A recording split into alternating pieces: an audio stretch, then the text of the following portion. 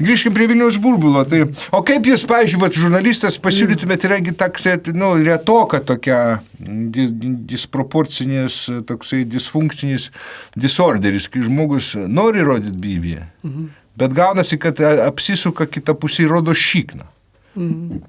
Tai čia jau aš skaityčiau, kad čia yra vulgaru. Nes Bibijas yra, jis skamba kaip negražu, kaip, kažkas irgi vulgaraus, nešvankaus, kaip čia, mes galas ar kažkas, bet Bibijas, nepamirškim visi mes iš ko atėjom. Jisai naudą duoda, jisai kūrė. Mes pradėjom savo gyvenimo iš tikrąją šitą Bonifacijos vos nepasakiau iš tikrųjų Kolumbuso kelionę, taigi Biblijos drauguose, kur kabodų. Kažkuriam iš jų mes ten užsimesgėm kažkokiu būdu. Po to per kažkokį balių, po muštinių šokių buvom kaip taboganų išbėgom, kaip akvaparke, tik tai be posūkių. Pum, į kitą vietą.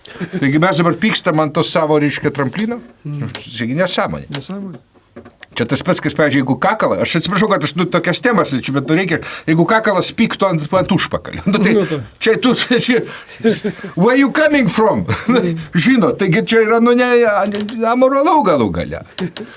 Tai va, bet grįžtant prie problemos. Tai biblininkai, aš tai skaityčiau, aišku, yra situacijų, kai neturi rodyti Bibliją, mes jau šnekėjome ne vieną ar ne du kartus, pavyzdžiui, moteriai, ypač nepažįsta, kaip? Per egzaminą. Per egzaminą nereikėtų. Aišku, kai yra žurnalistų, kurie iš neapykantos Bibliją rodo savo oponentų nuotraukoms, čia suprantamas dalykas yra. Bet, pavyzdžiui, kai tie patys žurnalistai tą Bibliją panaudoja jau molesindami savo namų augintinį, kuris ten toks šuniukas koks nors komisai kaltas, kad tas prasigėręs, prasimelavęs šūdina žurnalistas savo tą murkytę kaišoje šuniukų. Bet baigim, šito čia jau tikrai nereikėjo šito gal liesti. Tai žmonės, kurie vietoj biblinykavimo, jūs ten dar? Kurie vietoj biblinykavimo šikną rodo. Tai aš suprantu, pavyzdžiui, tarybiniais laikais būdavo pikta kokia nors senė, kuri, močiutė, sėdi padėsdė 5 aukščio ir ten viską žino apie visus, kur tą šliuchą, tas vagia, tas ten tą. Ir kai josgi labai supyksta, kai vaikai išpykdo jas.